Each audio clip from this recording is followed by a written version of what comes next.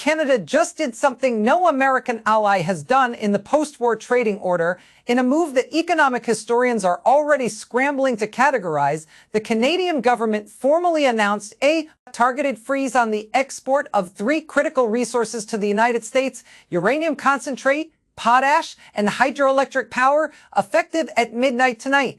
And according to 3 sources with direct knowledge of internal White House deliberations, senior advisors are in emergency session right now, scrambling for a legal and diplomatic response to an action they never believed Ottawa would actually take. This is not a tariff. This is not a trade complaint filed with a dispute panel. This is Canada cutting off supply of materials that American nuclear power plants, American farms, and American households in 6 northeastern states depend on to function. When America's closest ally weaponizes critical resource exports and the White House is caught flat-footed, you are watching something that has no modern parallel. Hit that subscribe button right now because you won't want to miss any of the videos I release. So, what exactly triggered this extraordinary action, and how did the most important bilateral trade relationship on Earth reach this breaking point? The freeze was announced by Prime Minister Mark Carney at a press conference in Ottawa at 6 p.m. Eastern today, and it was anything but spontaneous. It was surgical. According to the formal ministerial order filed with Canada's Privy Council office, the freeze applies to 3 specifically chosen categories: more uranium concentrate, which supplies 28% of America's operating nuclear reactor fuel; potash, the fertilizer mineral of which Canada provides 38% of total American agricultural imports; and the cross-border hydroelectric power transmission agreements that supply electricity to Vermont, New York, Maine, New Hampshire, Massachusetts, and parts of Connecticut. The order cites by name a series of emergency tariff threats issued by the White House over recent weeks as an unlawful and unilateral abrogation of CUSMA obligations, and invokes Canada's sovereign right under international law to restrict exports of nationally significant resources. The message from Ottawa is precise and unmistakable. You threatened illegal tariffs on our goods. We are removing the resources you cannot easily replace.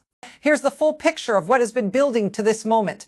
Tensions between the 2 administrations had been simmering since January, fueled by disputes over softwood lumber quotas, dairy market access, and a series of escalating White House social media posts claiming Canada was systematically cheating American workers.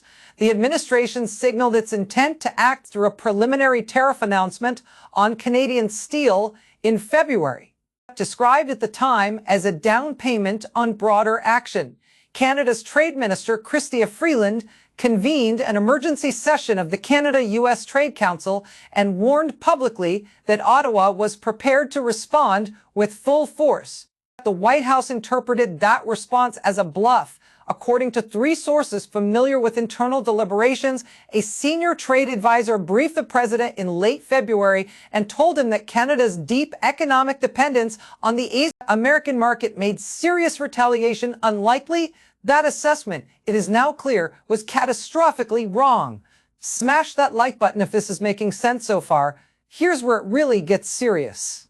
When the White House issued its formal emergency tariff threat targeting Canadian automobiles at 35%, lumber and agricultural products at 25%, and a blanket 15% on all other Canadian imports, Carney was already in Ottawa's Langevin block, surrounded by senior ministers and the country's chief trade negotiators. Sources inside the building say the Prime Minister read the announcement in full before anyone else in the room spoke.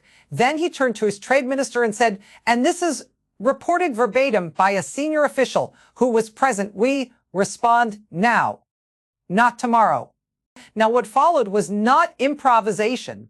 Canada had prepared contingency response packages for 3 distinct tariff scenarios going back to early February. According to reporting from the Globe and Mail, confirmed by a source briefed on cabinet deliberations, the scenario that most closely matched the American announcement called for exactly the resource freeze Carney announced today, and it was ready to deploy. Canada did not reach for a blunt instrument in the heat of the moment. It reached for a scalpel it had been sharpening for weeks. Here's what multiple sources say happened in Washington in the hours after Carney's announcement. The reaction was immediate and, by all accounts, genuinely alarmed, not political alarm, but operational alarm. A senior Republican senator, speaking on Background to Politico, described the mood inside the Capitol as genuine panic, not about messaging, about supply chains. The Nuclear Energy Institute issued a statement within 2 hours of the Canadian announcement, noting that existing uranium reserves at American reactor facilities would sustain operations for approximately 4 to 6 months before facilities begin drawing down emergency stockpiles. For potash, the timeline is tighter and spring planting season begins in April. American fertilizer distributors told Reuters that they hold between 6 and 8 weeks of Canadian potash inventory. After that, American farmers face either dramatically higher costs and sourcing from alternative suppliers, primarily Russia and Belarus, or reduced yields on the corn, soybean, and wheat crops that sit at the foundation of American food security. The power situation in the Northeast is the most immediately visible consequence. Vermont receives approximately 73% of its electricity from Canadian hydroelectric imports. On a cold night, that is not an abstraction. That is whether the heat stays on.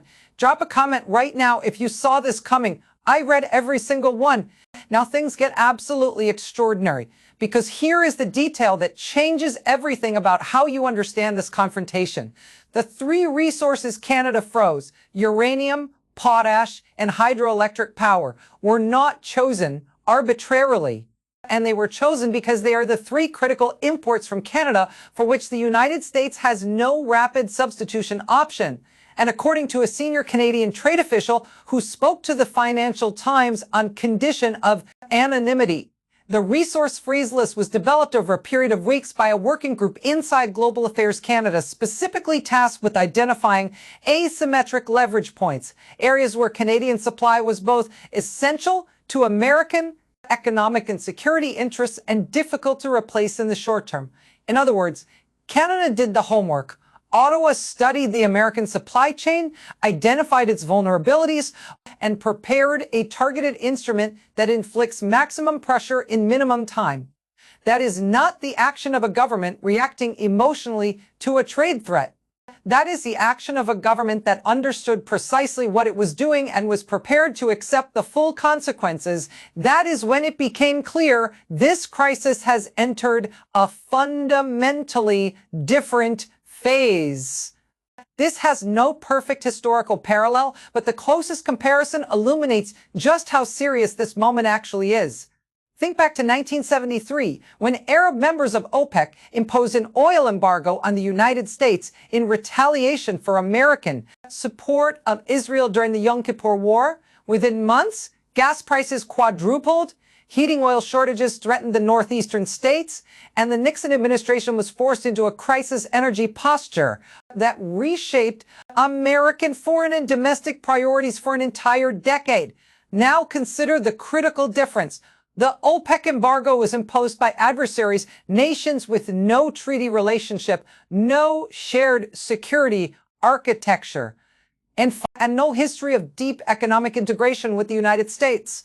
What Canada has done is structurally analogous, but the actor is a treaty ally, a NATO partner, a country that shares the longest undefended border in the world, and a bilateral economic relationship built over 6 decades of deliberate integration. The psychological and diplomatic shock of this action comes precisely from who is doing it. Subscribe immediately if you haven't yet, and this content doesn't exist anywhere else. So, what legal tools does the United States actually have in response, and how effective are they likely to be? The answer, according to scholars who reviewed the Canadian ministerial order within hours of its release, is limited, and that limitation is itself a measure of how carefully Ottawa constructed its legal position. Ilyana Kuzienko, a trade and international law expert at Princeton School of Public and International Affairs, told CNN that Canada's invocation of sovereign resource rights under international law is legally robust, that the right of a sovereign nation to manage the export of its natural resources is explicitly recognized in both the WTO framework and within CUSMA itself. She noted that the United States has historically defended exactly this principle when restricting its own exports of technology, agricultural products, and energy resources for national interest reasons. Former U.S. Trade Representative Charlene Barshevsky told MSNBC that the administration's legal options are extraordinarily narrow, that challenging the freeze through CUSMA dispute mechanisms would take months or years, and that unilateral retaliatory measures risk escalating a confrontation that is already causing serious damage to American economic interests. Don't go anywhere. The most explosive part is coming next. And here is what should alarm every American watching this story, regardless of political affiliation. The uranium dimension reaches beyond economics directly into national security. The United States operates 93 nuclear reactors that collectively supply approximately 19% of American electricity generation. Uranium concentrate from Canada accounts for a significant portion of those reactors' fuel supply. The Department of Energy maintains emergency uranium stockpiles, but those reserves were designed to buffer disruptions measured in weeks, not months. A sustained freeze, one that extends through spring and into summer, would force the Energy Department to activate contingency procurement protocols involving suppliers in Kazakhstan, Australia, and Namibia, none of which can deliver Canadian equivalent volumes within the timeframes American plant operators require. The Nuclear Energy Institute used the phrase supply chain stress in its statement tonight. Careful, measured language from an industry that does not reach for alarmist terminology. When the nuclear industry describes its supply situation as stressed, the people who run American power grids pay very close attention. This puts the administration in a position that legal and strategic analysts are describing as a trap with no clean exit. On one side, backing down, suspending the tariff threats, and opening direct negotiations with Ottawa means accepting that. Canada successfully leveraged resource exports to reverse an American trade policy decision. That concession carries implications that extend well beyond this dispute. It signals to every other trading partner that resource leverage works against this administration. On the other side, holding firm means absorbing the economic and political costs of the freeze across an expanding timeline. Force rising electricity prices in the Northeast, fertilizer shortages heading into planting season, and a medium-term nuclear fuel situation the Energy Department is now quietly managing.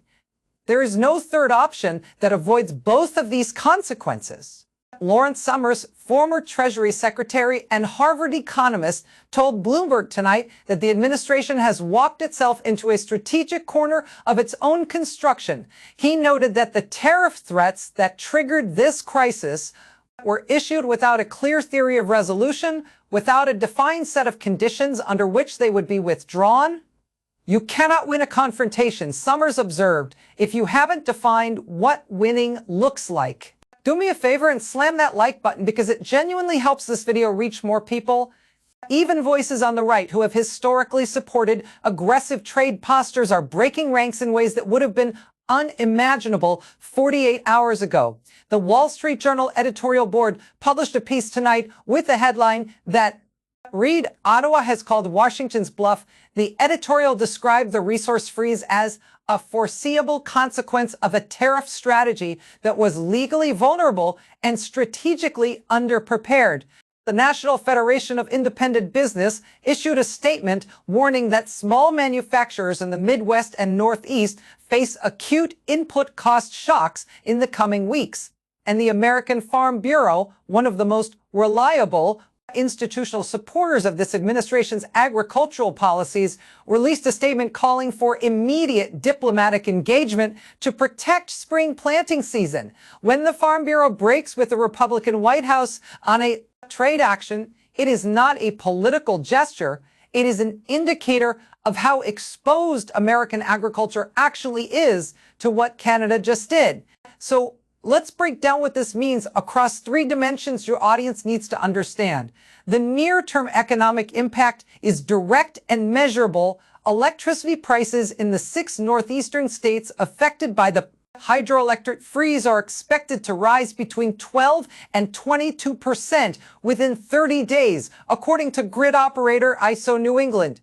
Potash prices on commodity markets jumped 18% in overnight trading, with futures contracts pricing in further increases if the freeze extends past mid-March. Uranium spot prices rose 9% in overnight trading on international markets. Second, the political damage is spreading faster than the administration anticipated. 3 Republican governors from Vermont, Maine, and New Hampshire issued a joint statement calling for immediate federal action to restore Canadian power supply agreements, effectively asking the White House to resolve the confrontation it created. Third, the diplomatic fallout is already moving beyond the bilateral relationship. The British Foreign Secretary issued a statement of concern. The European Commission's Trade Commissioner called for immediate de-escalation.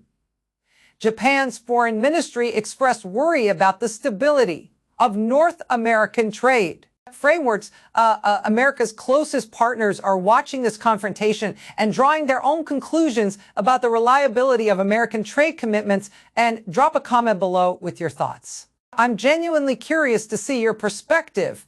But beyond the immediate economic disruption, this confrontation is really about something that goes to the core of how the international order functions. For 80 years, the United States has been the architect and guarantor of a rules-based trading system built on the principle that agreements once made are honored. The credibility of that system and of American leadership within it rests on the belief that Washington keeps its commitments. When the United States issues tariff threats that challenge a treaty it negotiated, signed, and ratified, and a close ally responds by freezing critical exports, the question being asked in every foreign capital is not who is right. The question being asked is whether American trade commitments can be trusted.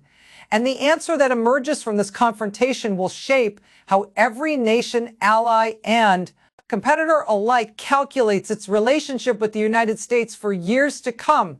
Reports indicate that the State Department's senior trade diplomat reached out to the Canadian counterpart within hours of the Ottawa announcement for an informal conversation, the first direct diplomatic contact since the tariff threats were issued. What was discussed has not been disclosed, but the fact that contact was made signals that at least part of the administration recognizes the current trajectory is unsustainable. Things escalated further when the president responded to the resource freeze with a series of social media posts this evening. The post described the Canadian action as economic warfare and an attack on the American people. One threatened to respond in kind with measures Canada will regret. Another specifically named Prime Minister Carney and accused him of acting at the direction of globalist interests and trying to undermine American sovereignty. The posts were notable not for their aggression, that was expected, but for the complete absence of any specific countermeasure. The language was maximalist. The substance was empty. Stay with me. What comes next will completely change how you view the situation. Here is what makes those posts reveal more than they were intended to. An administration that had a viable response ready would have announced it. The absence of any specific countermeasure tells you that as of tonight, the White House has not identified a legal, economic, or diplomatic instrument capable of reversing the Canadian freeze without conceding the underlying tariff dispute. Legal experts who reviewed the post noted that the respond in kind language is legally meaningless. The United States does not import resources from Canada that it could freeze in equivalent fashion. And the personal attack on Carney only strengthened his domestic standing further. His approval rating climbed to 61% in overnight polling conducted by Abacus Data, up 9 points since the tariff threats began. When every attack you make on your adversary's leader raises their approval rating, the attack strategy has structurally failed. This goes far beyond a trade dispute that escalated beyond its intended scope. It is about whether the administration understood the full depth of the economic relationship it chose to weaponize, and whether the tools available to it are adequate to the confrontation it chose to start. If Canada can freeze uranium, potash, and hydroelectric power exports without a credible American counter-response, and then the leverage assumptions that underpinned the entire tariff strategy were wrong from the beginning, and that conclusion is not being reached by opposition politicians or foreign governments. It is being reached by the Wall Street Journal editorial board, the American Farm Bureau, Republican governors in 3 states, and every energy industry executive who read tonight's Nuclear Energy Institute statement. If this blows your mind, hit that like button right now. Here is the situation. Canada has frozen the export of 3 critical resources, uranium, potash, and hydroelectric power, in direct response to American tariff threats that its government and an increasing number of American legal experts describe as violations of a treaty the United States itself negotiated. Electricity prices in 6 northeastern states are rising tonight. Spring planting season is 30 days away. American nuclear plants are beginning to draw down their supply cushions. Republican governors are publicly asking the White House to resolve the crisis, and the administration has announced no specific countermeasure. This is no longer a trade dispute. This is a resource confrontation with direct consequences for American energy security, agricultural production, and diplomatic credibility unfolding in real time. Keep a close eye on this story. Direct diplomatic contact has reportedly been established between State Department and Canadian officials, and what happens in the next 48 to 72 hours will determine whether this crisis de-escalates or deepens. Further, congressional conversations about invoking trade oversight authority are already underway, and farm organizations across the Midwest are calculating right now what a restricted potash supply means for their members. Planting decisions this spring. And before we go any further, smash that subscribe button so you never miss content like this. Here's where things stand right now. Canada has done what no American ally has done in the post-war trading era: frozen critical resource exports as a direct response to an American trade action. The White House is in emergency session with no announced resolution. American farmers, utility operators, and nuclear plant managers are making contingency plans for a disruption whose duration nobody can predict. And the world is watching to see whether the administration that issued the tariff threats that started this chain of events has the strategic flexibility to find an exit before the economic damage becomes irreversible. This is not just another news cycle that will fade away. This is a reckoning with the consequences of treating a deep economic partnership as a leverage instrument, with the limits of coercion when the other side holds leverage too, and with the fundamental question of what American leadership in the global trading system actually means when it is tested by a close ally who has done its homework and refuses to back down. The evidence is on the table. The freeze is in effect. Now we wait to see whether diplomacy can achieve what aggression could not. The stakes have never been higher. The supply chains have never been more exposed. And the question of American treaty credibility has never been under more immediate pressure. Pause for a second and hit that like button if you're finding value in this coverage.